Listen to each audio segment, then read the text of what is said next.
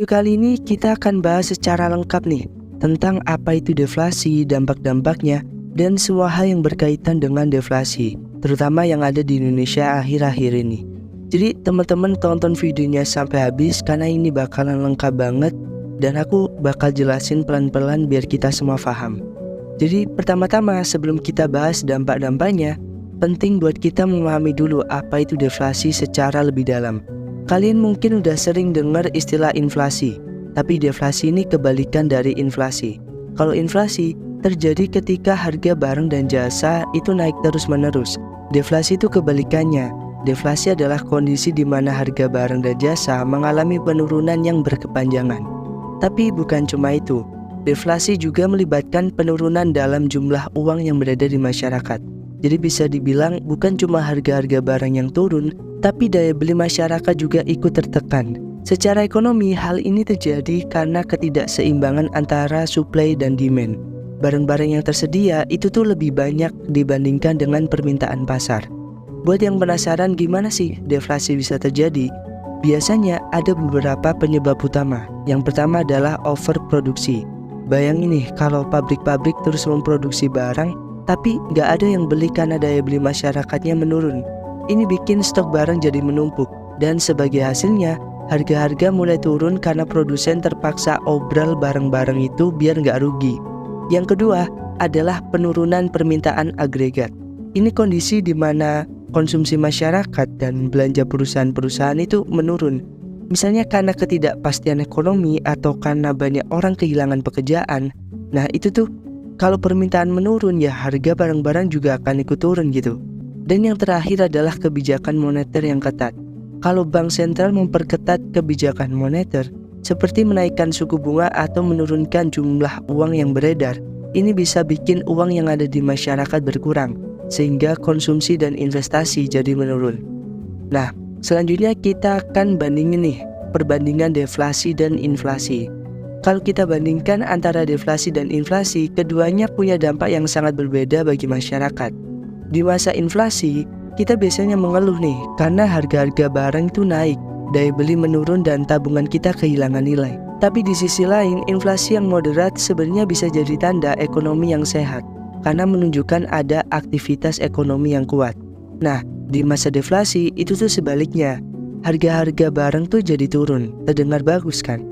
Tapi barang-barang jadi lebih murah, kita tuh bisa beli barang lebih banyak dengan uang yang sama. Tapi sayangnya di balik itu ada masalah besar. Deflasi sering kali menunjukkan adanya penurunan aktivitas ekonomi yang parah. Perusahaan-perusahaan bisa rugi karena penjualan menurun, yang akhirnya bikin banyak pekerja kena PHK. Selain itu, dengan harga yang terus turun, orang-orang cenderung menunda belanja karena berpikir harganya akan lebih murah di masa depan. Ini malah makin memperburuk situasi. Nah, pembahasan selanjutnya kita akan bahas dampak positif deflasi bagi masyarakat. Kalau kita lihat dari sisi positif, ada beberapa hal yang bisa dianggap menguntungkan dari deflasi, terutama buat konsumen. Di bagian ini kita bakal bahas dampak positif deflasi secara lebih detail. Yang pertama itu harga barang dan jasa lebih murah. Ini udah jelas ya, kalau harga-harga turun, daya beli kalian secara nominal meningkat. Artinya, kalian bisa membeli lebih banyak barang atau mendapatkan barang-barang yang tadinya nggak kebeli. Ini bisa jadi keuntungan buat masyarakat menengah ke bawah yang selama ini kesulitan menjangkau barang-barang kebutuhan yang tertentu. Yang kedua, penghematan biaya hidup.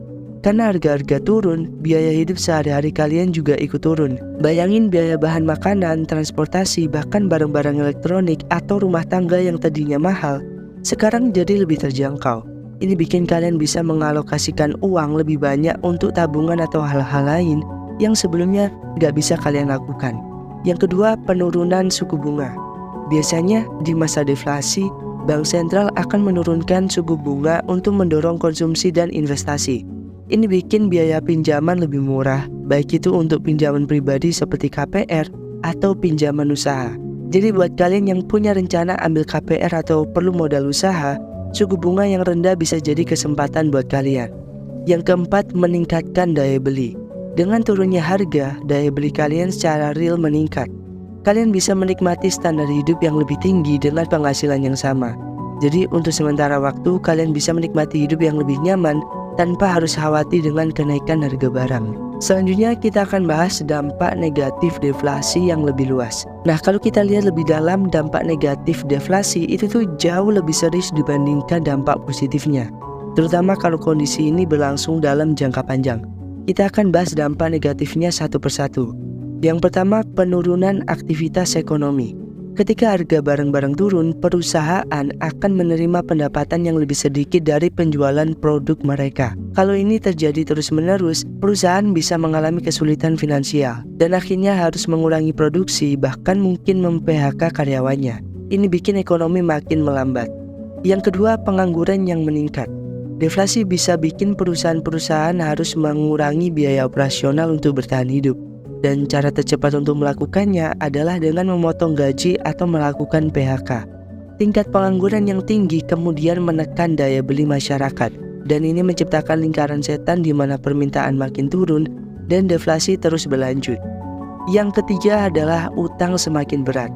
Kalau kalian punya hutang di masa deflasi, ini jadi masalah besar.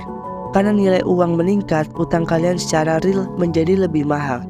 Misalnya kalau kalian punya cicilan KPR dengan suku bunga tetap, di masa deflasi, nilai cicilan yang harus dibayar bisa terasa semakin berat karena pendapatan kalian cenderung stagnan atau bahkan menurun. Yang keempat, investasi lesu. Karena harga-harga terus turun, banyak investor yang ragu untuk menanamkan modalnya di pasar. Mereka khawatir nilai aset yang mereka beli akan terus menurun, dan ini bikin sektor-sektor bisnis yang bergantung pada investasi jadi lesu, seperti properti, saham, dan lain-lain. Kalau investasi menurun, ini akan berdampak buruk pada pertumbuhan ekonomi secara keseluruhan. Berikutnya kita akan bahas tentang dampak deflasi bagi sektor real dan finansial. Setelah kita bahas dampak umum dari deflasi, sekarang kita fokus pada dampaknya terhadap dua sektor yang paling terkena imbas, yaitu sektor real dan sektor finansial. Yang pertama, sektor real. Sektor real adalah sektor yang menghasilkan barang dan jasa yang nyata yang kita gunakan sehari-hari. Ketika terjadi deflasi, produsen di sektor real harus menurunkan harga jual produk mereka untuk tetap bersaing. Tapi biaya produksi itu tetap gitu.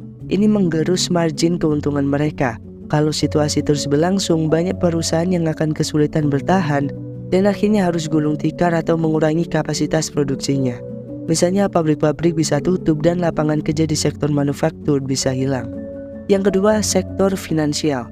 Di sisi lain, sektor finansial juga nggak lepas dari dampak negatif deflasi. Di masa deflasi, banyak aset keuangan yang nilainya turun, seperti saham atau obligasi. Investor jadi ragu untuk menanamkan uangnya karena khawatir akan rugi. Ini memperburuk situasi pasar modal. Di saat yang sama, perbankan juga kena dampaknya, karena banyak orang yang kesulitan membayar pinjaman mereka, sehingga potensi kredit macet meningkat. Selanjutnya kita akan bahas tentang tantangan dan peluang dari deflasi ini untuk masyarakat menengah ke bawah. Seperti yang udah kita bahas sebelumnya, walaupun deflasi membawa dampak positif seperti turunnya harga barang, dampak negatifnya terutama bagi masyarakat menengah ke bawah justru bisa lebih serius. Pertanyaannya, kenapa? Sebab kelompok ini lebih rentan terhadap perubahan ekonomi, baik itu inflasi atau deflasi. Mereka memiliki daya tahan finansial yang lebih rendah, dan artinya sekali penghasilan mereka tergerus atau hilang, dampaknya bisa terasa langsung dan lama. Yang pertama, ketidakpastian pekerjaan. Masyarakat menengah ke bawah seringkali bekerja di sektor informal atau sektor yang rawan terhadap fluktuasi ekonomi. Misalnya, mereka mungkin bekerja sebagai buruh di pabrik, sopir angkutan umum, atau pelayanan di restoran. Ketika deflasi menyebabkan perusahaan harus memangkas biaya, orang-orang di lapisan ini yang pertama kali terkena dampaknya. Ini jadi problem utama di masa deflasi. Kondisi pekerjaan menjadi tidak pasti dan PHK bisa terjadi kapan saja. Yang kedua, penghasilan stagnan atau menurun. Ketika deflasi terjadi, daya beli masyarakat menurun dan permintaan barang dan jasa ikut berkurang. Dalam situasi seperti ini, pengusaha seringkali terpaksa melakukan pemotongan gaji untuk mempertahankan bisnis mereka. Jadi masyarakat menengah ke bawah yang sudah berpenghasilan rendah bisa saja harus menghadapi penurunan upah atau dalam skenario terburuk kehilangan pekerjaan sama sekali gitu. Yang ketiga itu akses terbatas ke investasi yang stabil. Sebagai masyarakat menengah ke bawah, akses ke investasi seringkali terbatas. Pada masa deflasi, nilai aset seperti properti, saham, atau bahkan reksadana seringkali menurun, sehingga mereka yang ingin menambah nilai kekayaan mereka lewat investasi menghadapi kesulitan Bahkan bagi yang memiliki tabungan, bunga deposito cenderung rendah sehingga tidak ada banyak keuntungan yang bisa diraih dari simpanan uang di bank. Yang keempat, utang yang berat. Salah satu masalah besar yang bisa diambil masyarakat menengah ke bawah di masa deflasi adalah kenaikan utang secara real. Seperti yang aku jelaskan sebelumnya, deflasi meningkatkan nilai real utang. Misalnya, mereka yang memiliki KPR atau cicilan motor akan merasa beban utangnya semakin berat meskipun nominal utangnya tetap. Di saat yang sama dengan penghasilan yang stagnan atau menurun, membayar hutang menjadi semakin sulit. Nah, yang kelima, kesempatan membangun usaha baru.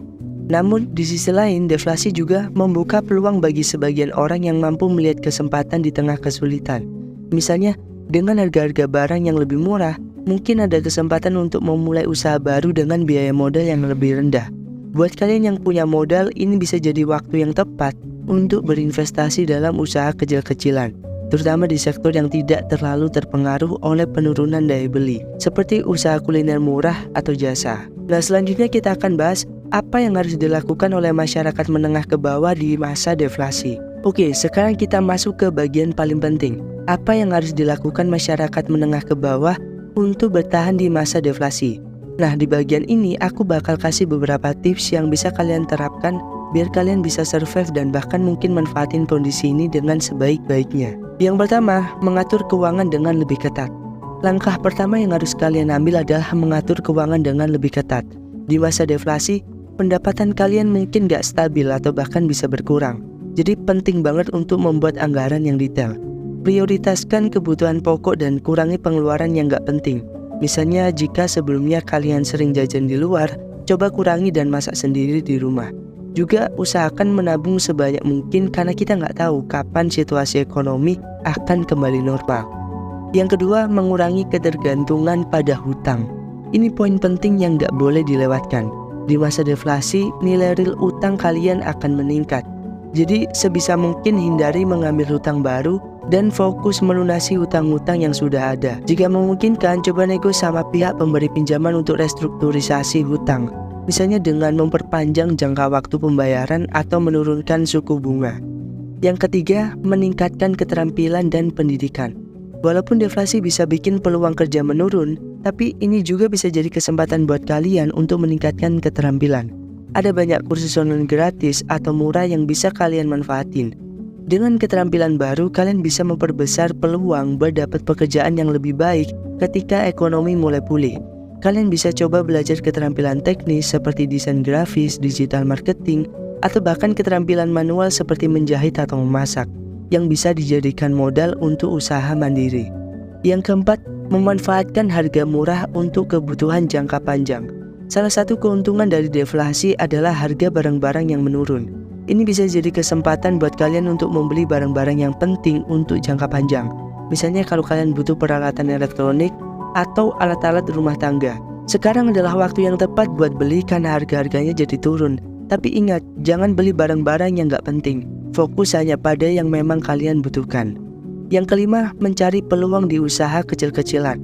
Masa deflasi bisa jadi waktu yang tepat buat kalian yang ingin memulai usaha kecil-kecilan.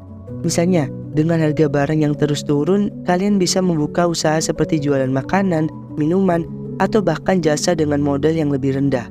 Kalian bisa mulai dengan skala kecil seperti berjualan online di platform e-commerce atau media sosial. Ingat, di masa krisis itu kreativitas adalah kunci. Yang keenam, memantau perkembangan ekonomi. Selalu perhatikan berita dan perkembangan terbaru tentang ekonomi. Ini penting banget supaya kalian bisa mengambil keputusan yang tepat. Jika pemerintah mengumumkan kebijakan baru terkait deflasi atau ada perubahan dalam kebijakan moneter yang bisa berdampak pada kondisi ekonomi, kalian bisa segera menyesuaikan strategi kalian. Yang ketujuh, memanfaatkan program bantuan pemerintah. Pemerintah seringkali meluncurkan program bantuan di masa-masa sulit seperti ini. Sebagian masyarakat menengah ke bawah, kalian harus memanfaatkan program-program ini. Misalnya kalau ada bantuan tunai langsung, subsidi sembako, atau program-program pelatihan kerja gratis dari pemerintah, pastikan kalian terdaftar dan memanfaatkan program-program tersebut sebaik mungkin. Selanjutnya kita akan bahas tentang pandangan dalam jangka panjang dan antisipasinya. Sebagai penutup, penting juga untuk kita melihat bagaimana deflasi bisa berdampak dalam jangka panjang. Deflasi, terutama jika berlangsung lama, bisa mengarah pada depresi ekonomi yang serius. Makanya langkah-langkah yang diambil oleh pemerintah dan kita sebagai masyarakat harus hati-hati banget. Yang pertama, pemerintah harus intervensi. Biasanya pemerintah akan turun tangan dengan kebijakan fiskal dan moneter untuk mencegah deflasi berkepanjangan. Mereka bisa menurunkan suku bunga, menggelontorkan stimulus ekonomi, atau bahkan mencetak uang lebih banyak untuk mendorong inflasi moderat. Sebagai masyarakat, kita harus paham kalau ini adalah proses yang panjang dan gak bisa terjadi secara instan. Kita harus siap untuk bersabar dan tetap waspada. Yang kedua, membangun kemandirian ekonomi. Di masa depan, kita juga harus mulai memikirkan cara untuk membangun kemandirian ekonomi. Masyarakat menengah ke bawah seringkali terlalu bergantung pada pekerjaan yang diberikan oleh orang lain. Ini saatnya mulai memikirkan cara-cara lain untuk menghasilkan uang. Misalnya dengan membangun usaha kecil-kecilan, belajar investasi, atau bahkan mulai bercocok tanam untuk kebutuhan sendiri. Semua ini adalah langkah-langkah yang bisa membantu kita bertahan dalam kondisi ekonomi yang sulit. Pembahasan selanjutnya adalah pengaruh deflasi terhadap sektor properti dan real estate. Sektor properti adalah salah satu sektor yang sangat rentan terhadap deflasi. Kenapa? Karena di sektor ini perubahan kecil dalam ekonomi bisa berdampak besar pada harga properti, suku bunga, dan kemampuan masyarakat untuk membeli rumah. Yang pertama, harga properti menurun. Pada saat deflasi, daya beli masyarakat menurun, sehingga permintaan terhadap properti juga menurun. Hasilnya, harga rumah, tanah, dan apartemen ikut jatuh. Ini bisa jadi masalah besar bagi developer properti yang telah berinvestasi banyak untuk membangun perumahan. Mereka mungkin kesulitan menjual properti yang telah dibangun, dan ini bisa menyebabkan kerugian yang besar. Yang kedua, suku bunga hipotek lebih rendah. Di sisi lain, deflasi seringkali diikuti oleh penurunan suku bunga hipotek atau KPR. Ini terlihat menguntungkan bagi masyarakat yang ingin membeli rumah, karena cicilan KPR mereka menjadi lebih murah. Tapi di saat yang sama, bank menjadi lebih selektif dalam memberikan pinjaman karena risiko ekonomi yang tinggi. Jadi meskipun suku bunga rendah, masyarakat masih kesulitan mendapatkan kredit atau membeli properti. Yang ketiga, investasi properti di masa deflasi. Bagi kalian yang sudah punya properti, deflasi bisa menjadi tantangan besar karena nilai properti kalian bisa turun. Tapi, di sisi lain, ini juga bisa jadi peluang buat kalian yang punya modal. Dengan harga properti yang turun, ini bisa jadi saat yang tepat buat berinvestasi di properti. Namun, perlu diingat bahwa kalian harus siap menunggu lama sampai pasar pulih dan harga properti naik lagi. Yang keempat, pembangunan proyek-proyek besar tertunda. Deflasi juga bisa membuat proyek-proyek pembangunan besar seperti perumahan mewah atau gedung pencakar langit ditunda atau bahkan dibatalkan. Hal ini terjadi karena developer melihat penurunan permintaan dan tidak ingin mengambil resiko yang lebih besar. Akibatnya banyak proyek yang berhenti dan ini bisa berdampak pada sektor tenaga kerja konstruksi yang seringkali didominasi oleh pekerja menengah ke bawah. Sektor properti memang selalu menjadi indikator penting dalam ekonomi dan efek dari deflasi di sektor ini bisa dirasakan luas oleh masyarakat. Jadi buat kalian yang mungkin berpikir untuk investasi di properti, penting banget untuk melakukan riset mendalam sebelum mengambil keputusan. Selanjutnya kita akan bahas tentang dampak deflasi terhadap sistem perbankan dan keuangan.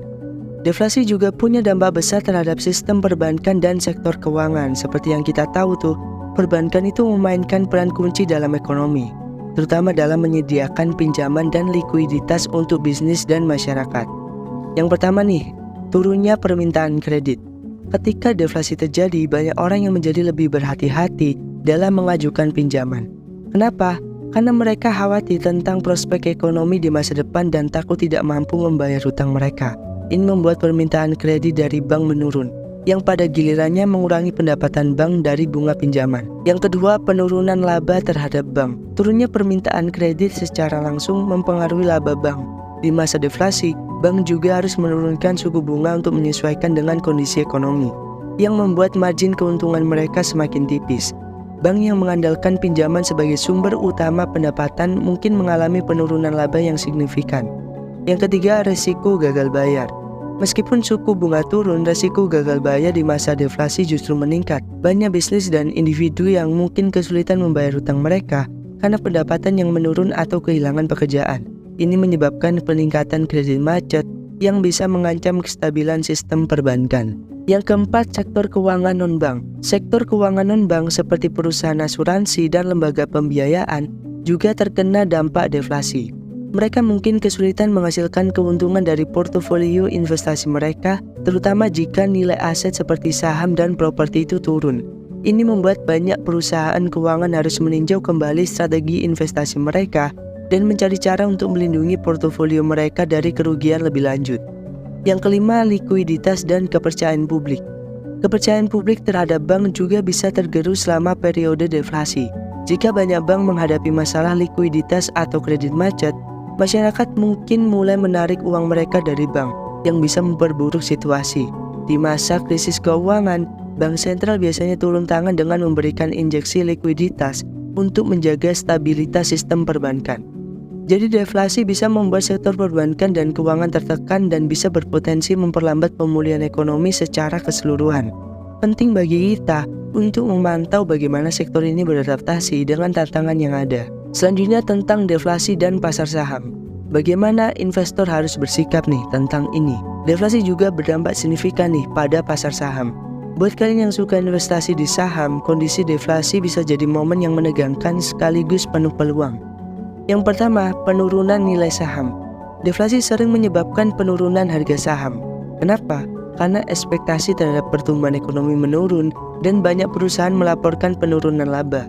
Akibatnya nilai saham mereka jatuh dan ini bisa jadi momen yang sulit bagi investor yang sudah memiliki portofolio saham. Karena mereka melihat nilai investasi mereka jadi berkurang. Yang kedua, peluang beli saham murah. Namun bagi kalian nih yang punya modal dan berpikir jangka panjang, ini bisa jadi saat yang tepat untuk membeli saham. Dengan harga yang lebih rendah, saham-saham perusahaan besar yang sebelumnya mahal bisa jadi lebih terjangkau. Tapi kalian harus tetap hati-hati dan memilih saham yang memiliki fundamental kuat dan kemungkinan besar bisa bertahan di tengah krisis. Yang ketiga, sektor saham yang tahan krisis. Di masa deflasi, ada beberapa sektor yang cenderung lebih tahan krisis. Misalnya sektor barang konsumsi pokok dan kesehatan seringkali lebih stabil karena permintaan terhadap produk-produk ini tidak terlalu terpengaruh oleh fluktuasi ekonomi. Investasi di sektor-sektor ini mungkin bisa jadi strategi yang lebih aman selama masa deflasi. Yang keempat, diversifikasi portofolio. Buat kalian yang sudah punya portofolio saham, deflasi adalah pengingat penting tentang perlunya diversifikasi. Jangan letakkan semua uang kalian di satu sektor atau satu jenis investasi saja. Diversifikasi bisa membantu mengurangi resiko kerugian besar jika satu sektor atau perusahaan mengalami kesulitan. Yang kelima, emas dan safe haven. Selain saham, banyak investor beralih ke emas atau aset safe haven lainnya selama periode deflasi. Emas dianggap sebagai lindung nilai terhadap ketidakpastian ekonomi, dan harganya cenderung naik ketika ekonomi sedang mengalami krisis. Jika kalian belum punya investasi di emas, mungkin ini saat yang tepat untuk mempertimbangkannya. Pasar saham memang penuh resiko di masa deflasi, tapi dengan strategi yang tepat, kalian masih bisa menemukan peluang investasi yang menguntungkan. Kuncinya adalah riset mendalam dan tetap disiplin dengan strategi investasi kalian. Kita masuk ke pembahasan selanjutnya, yaitu tentang deflasi dan kebijakan pemerintah. Bagaimana pemerintah merespon krisis ini? Ketika deflasi terjadi, pemerintah biasanya tidak tinggal diam. Mereka memiliki beberapa alat kebijakan yang bisa digunakan untuk melawan deflasi dan menjaga agar ekonomi tidak jatuh lebih dalam. Yang pertama, kebijakan moneter. Salah satu alat utama yang digunakan oleh pemerintah dan bank sentral adalah kebijakan moneter. Bank sentral bisa menurunkan suku bunga untuk mendorong orang dan perusahaan meminjam lebih banyak uang dan menginvestasikannya. Mereka juga bisa melakukan pelonggaran kuantitatif, yaitu mencetak uang lebih banyak untuk membeli obligasi pemerintah dan aset lainnya, dengan tujuan meningkatkan likuiditas dalam perekonomian. Yang kedua, stimulus fiskal. Pemerintah juga bisa menggunakan kebijakan fiskal, yaitu meningkatkan pengeluaran pemerintah atau menurunkan pajak untuk mendorong pertumbuhan ekonomi. Stimulus fiskal ini bisa berupa pembangunan infrastruktur, bantuan langsung tunai kepada masyarakat, atau insentif pajak bagi bisnis yang ingin berinvestasi.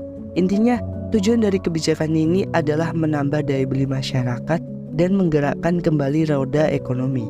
Yang ketiga, subsidi dan bantuan sosial. Di masa deflasi, pemerintah juga sering memberikan subsidi dan bantuan sosial untuk membantu masyarakat yang paling terdampak. Misalnya subsidi harga bahan pokok, bantuan sembako, atau program-program pelatihan kerja. Program-program ini dirancang untuk mengurangi beban hidup masyarakat dan mencegah kemiskinan semakin meluas. Yang keempat, reformasi ekonomi. Deflasi seringkali memaksa pemerintah untuk melakukan reformasi ekonomi yang lebih dalam. Misalnya, mereka mungkin perlu merevisi regulasi-regulasi yang menghambat pertumbuhan bisnis, mempercepat program-program industrialisasi, atau memotong birokrasi yang terlalu rumit. Selain itu, pemerintah juga mungkin memfokuskan sumber daya pada sektor-sektor yang memiliki potensi untuk menciptakan lapangan kerja lebih banyak, seperti teknologi, agrikultur, atau energi terbarukan. Tujuannya jelas, menciptakan iklim ekonomi yang lebih kondusif untuk pertumbuhan jangka panjang. Meskipun dalam jangka pendek hal ini tidak akan langsung menghilangkan dampak deflasi. Yang kelima, perlindungan industri strategis. Dalam situasi kritis ekonomi, ada juga upaya untuk melindungi industri-industri yang dianggap strategis bagi perekonomian nasional. Misalnya industri energi, pertanian, atau manufaktur yang berat seringkali mendapatkan perlindungan khusus dari pemerintah untuk memastikan keberlanjutan operasional mereka, meskipun dalam kondisi pasar yang tidak menguntungkan. Ini penting karena jika sektor-sektor ini runtuh, dampaknya bisa jauh lebih luas bagi ekonomi. Yang keenam, kolaborasi internasional. Terakhir nih, dalam menghadapi deflasi, pemerintah juga seringkali bekerjasama dengan negara-negara lain atau organisasi internasional seperti Bank Dunia atau IMF untuk mendapatkan dukungan finansial atau teknis. Bantuan internasional ini bisa berupa pinjaman dengan syarat ringan atau bantuan teknis untuk memperbaiki kebijakan ekonomi dalam negeri. Kolaborasi semacam ini sangat penting, terutama bagi negara-negara berkembang yang tidak memiliki kapasitas finansial besar untuk menghadapi deflasi sendirian. Selanjutnya kita akan bahas deflasi dan dampak jangka panjang bagi ekonomi global. Kita sudah banyak bicara tentang dampak deflasi bagi masyarakat dan ekonomi dalam negeri. Tapi sekarang mari kita lihat bagaimana deflasi di suatu negara bisa berdampak pada ekonomi global. Dunia sekarang ini semakin terkoneksi dan masalah ekonomi di satu negara bisa dengan cepat menyebar ke negara-negara lain. Yang pertama, efek penularan global. Deflasi di negara-negara seperti Amerika Serikat, China, atau Uni Eropa bisa memiliki efek domino bagi negara-negara lain. Ketika negara-negara besar mengalami deflasi, permintaan global terhadap barang dan jasa menurun. Ini bisa membuat ekspor dari negara-negara lain juga tertekan, mengurangi pendapatan mereka dan memicu penurunan ekonomi di seluruh dunia. Yang kedua, ketidakstabilan pasar finansial global. Deflasi juga bisa menyebabkan ketidakstabilan di pasar finansial global.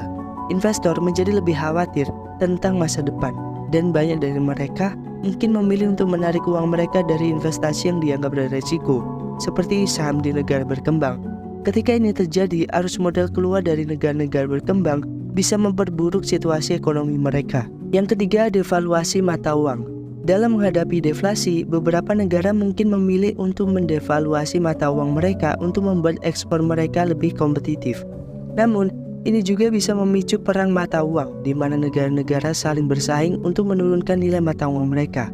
Ini dapat menyebabkan ketidakstabilan di pasar mata uang internasional dan mempersulit perdagangan global. Yang keempat, pengaruh terhadap perdagangan dan investasi internasional. Deflasi bisa membuat banyak perusahaan internasional menunda investasi atau bahkan menarik diri dari pasar tertentu karena kondisi ekonomi yang tidak stabil.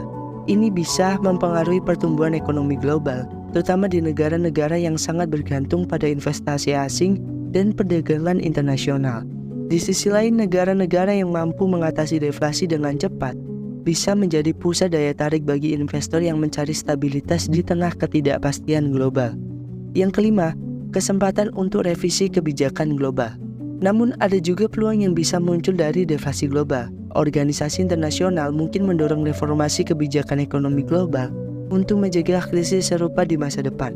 Negara-negara bisa bekerja sama untuk menciptakan kerangka kerja yang lebih solid dalam menghadapi krisis ekonomi, seperti mengkoordinasikan kebijakan moneter fiskal atau menciptakan mekanisme perlindungan terhadap guncangan ekonomi global. Pada akhirnya, deflasi tidak hanya berdampak pada negara yang mengalami secara langsung, tapi juga pada seluruh ekonomi global. Oleh karena itu, sangat penting bagi pemerintah dan masyarakat internasional untuk bekerja sama dalam menangani krisis semacam ini. Selanjutnya kita akan bahas peluang usaha dan strategi bisnis di tengah deflasi. Meski deflasi seringkali dianggap sebagai hal negatif, sebenarnya ada beberapa peluang usaha yang bisa kalian manfaatkan di masa-masa seperti ini. Setiap krisis pasti menghadirkan peluang bagi mereka yang cerdas melihatnya. Yang pertama, bisnis barang pokok. Di masa deflasi, kebutuhan dasar masyarakat seperti makanan, minuman, dan kebutuhan rumah tangga tetap terus dipenuhi. Jika kalian menjalankan bisnis di sektor ini, kalian bisa tetap bertahan atau bahkan berkembang selama deflasi. Bisnis yang menyediakan barang-barang murah dan berkualitas tinggi mungkin justru akan mendapatkan lonjakan permintaan. Yang kedua, bisnis digital dan teknologi. Sektor teknologi dan digital juga bisa menjadi salah satu sektor yang tumbuh di masa deflasi. Dengan semakin banyak orang yang beralih ke solusi digital untuk menghemat biaya dan waktu, bisnis di sektor ini memiliki peluang besar untuk berkembang. E-commerce, layanan streaming, dan bisnis teknologi lainnya bisa jadi pilihan menarik selama deflasi. Yang ketiga, bisnis jasa keuangan dan konsultasi. Untuk mengelola keuangan mereka dengan lebih efisien, jasa konsultasi keuangan, manajemen aset, dan perencanaan pajak bisa menjadi bisnis yang sangat dicari di masa-masa ini. Jika kalian memiliki keahlian di bidang ini, deflasi bisa jadi peluang untuk mengembangkan bisnis kalian. Yang keempat, sektor pendidikan dan pelatihan. Deflasi seringkali mendorong orang untuk mencari cara meningkatkan keterampilan mereka agar lebih kompetitif di pasar kerja. Ini bisa menjadi peluang besar untuk bisnis di sektor pendidikan dan pelatihan. Kursus online, pelatihan keterampilan, dan sertifikasi profesional bisa menjadi ladang bisnis yang menguntungkan selama krisis ekonomi. Yang kelima, usaha kecil dan startups. Buat kalian yang berpikir untuk memulai bisnis baru, deflasi bisa jadi waktu yang tepat. Banyak perusahaan besar yang mungkin mengurangi skala operasional mereka, membuka ruang bagi usaha kecil dan startup untuk masuk ke pasar dengan model bisnis yang lebih ramping dan inovatif. Dengan biaya modal yang lebih rendah, usaha kecil bisa lebih fleksibel dalam menghadapi perubahan ekonomi. Kuncinya di sini adalah berpikir kreatif dan mencari celah di tengah tantangan ekonomi. Jangan takut untuk berinovasi dan mencoba model bisnis baru yang sesuai dengan kebutuhan pasar selama masa deflasi.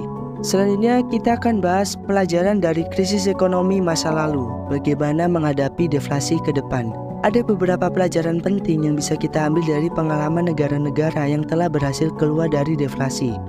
Yang pertama, Jepang dan krisis deflasi. Jepang adalah salah satu negara yang paling terkenal mengalami deflasi kronis sejak tahun 1990-an, yang sering disebut sebagai lost decade. Meskipun pemerintah Jepang telah berusaha berbagai cara, termasuk menurunkan suku bunga hingga nol dan melakukan stimulus fiskal besar-besaran, mereka masih kesulitan menghadapi deflasi. Namun ada pelajaran penting yang bisa kita ambil dari Jepang, yaitu pentingnya reformasi struktural dalam perekonomian. Jepang menunjukkan bahwa mengatasi deflasi tidak bisa hanya dengan kebijakan moneter saja, tapi juga perlu perubahan mendasar dalam cara ekonomi dikelola. Yang kedua, Amerika Serikat dan depresi besar. Selama depresi besar pada tahun 1930-an, Amerika Serikat mengalami deflasi yang parah. Namun melalui kebijakan New Deal yang dipimpin oleh Presiden Franklin, Amerika Serikat berhasil keluar dari krisis. Kebijakan tersebut fokus pada penciptaan lapangan kerja, pembangunan infrastruktur, dan reformasi sektor keuangan. Pelajaran yang bisa kita ambil dari sini adalah bahwa kebijakan yang proaktif dan berani bisa membantu mendorong ekonomi keluar dari deflasi. Yang ketiga, krisis ekonomi global 2008. Pada tahun 2008, dunia mengalami krisis ekonomi global yang sangat besar, dan banyak negara menghadapi ancaman deflasi. Melalui stimulus besar-besaran baik dari sisi fiskal maupun moneter, banyak negara berhasil mencegah krisis tersebut berkembang menjadi depresi besar. Salah satu pelajaran dari krisis ini adalah pentingnya kebijakan cepat dan terkoordinasi antara pemerintah, bank sentral, dan sektor swasta. Yang keempat, pentingnya persiapan dan mitigasi resiko. Pelajaran yang paling penting dari semua krisis ekonomi adalah bahwa kita harus selalu siap menghadapi kemungkinan krisis berikutnya. Ini berarti pemerintah, bisnis, dan individu harus memiliki rencana mitigasi resiko, diversifikasi aset, dan memastikan bahwa sistem keuangan kita cukup kuat untuk menghadapi guncangan ekonomi adalah langkah penting yang bisa kita ambil untuk meminimalisir dampak deflasi. Selain itu, pelajaran penting lainnya adalah bahwa kita harus tetap fleksibel dan cepat beradaptasi dengan perubahan situasi. Jika kita tetap terjebak dalam cara-cara lama dalam mengelola ekonomi atau bisnis kita akan semakin tertinggal. Jadi, inovasi, investasi, dan pendidikan serta pengembangan keterampilan baru menjadi semakin penting untuk bertahan dan berkembang dalam masa krisis. Selanjutnya, kita akan bahas tentang peran teknologi dalam menghadapi deflasi.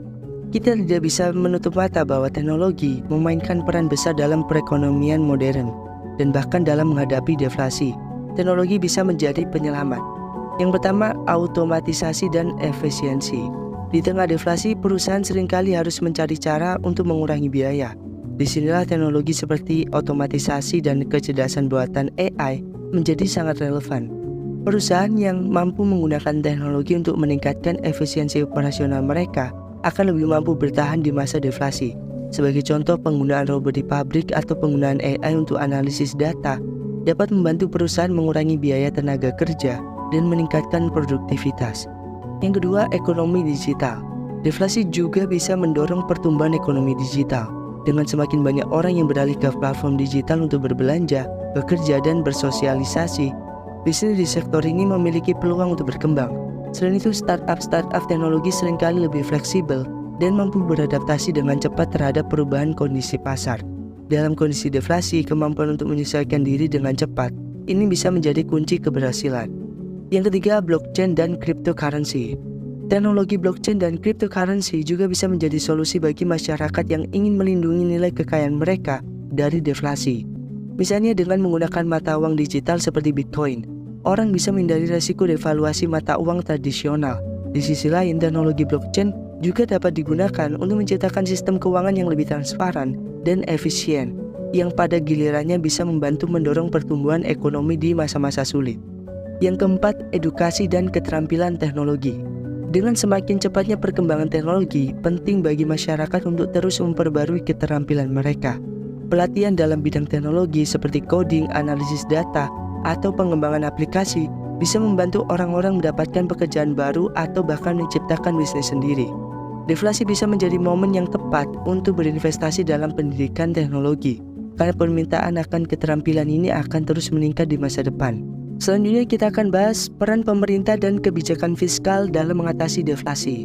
Di luar dari kebijakan moneter, pemerintah juga memiliki peran penting dalam mengatasi deflasi melalui kebijakan fiskal. Kebijakan fiskal adalah segala tindakan yang diambil pemerintah terkait pengeluaran dan penerimaan negara, seperti pajak dan belanja publik. Yang pertama, peningkatan belanja publik. Salah satu cara paling efektif bagi pemerintah untuk melawan deflasi adalah dengan meningkatkan belanja publik. Ketika sektor swasta mengurangi investasinya karena deflasi, pemerintah bisa turun tangan dengan melakukan investasi besar-besaran dalam infrastruktur pendidikan, kesehatan, dan teknologi. Proyek-proyek semacam ini bisa menciptakan lapangan kerja, meningkatkan pendapatan masyarakat, dan mendorong pertumbuhan ekonomi. Yang kedua, penurunan pajak. Selain meningkatkan belanja, pemerintah juga bisa menurunkan pajak untuk merangsang konsumsi dan investasi. Misalnya, pajak penghasilan bisa diturunkan untuk memberikan lebih banyak uang kepada masyarakat sehingga mereka dapat membelanjakan lebih banyak. Di sisi lain, pengurangan pajak untuk bisnis juga bisa mendorong perusahaan untuk terus berinvestasi dan memperkerjakan lebih banyak orang, meskipun dalam kondisi ekonomi yang sulit. Yang ketiga, subsidi dan intensif. Pemerintah juga bisa memberikan subsidi atau insentif kepada sektor-sektor yang paling terdampak oleh deflasi. Misalnya memberikan subsidi kepada sektor pertanian atau manufaktur untuk membantu mereka tetap bertahan, atau memberikan insentif kepada perusahaan yang menciptakan lapangan kerja baru. Langkah-langkah ini bisa membantu meringankan beban ekonomi bagi masyarakat dan bisnis, serta memacu pertumbuhan ekonomi. Yang keempat, penghapusan birokrasi. Dalam situasi deflasi, kecepatan menjadi sangat penting. Oleh karena itu, pemerintah harus berusaha untuk mengurangi birokrasi yang menghambat pertumbuhan bisnis dan investasi. Penghapusan birokrasi yang berlebihan bisa membantu mempercepat proyek-proyek infrastruktur dan memperlancar jalur distribusi barang dan jasa. Semakin cepat proses bisnis berjalan, semakin besar kemungkinan ekonomi bisa pulih dari deflasi. Terakhir, mari kita bahas tentang bagaimana kita bisa bersiap menghadapi deflasi di masa depan. Deflasi, seperti halnya inflasi, adalah fenomena ekonomi yang siklikal.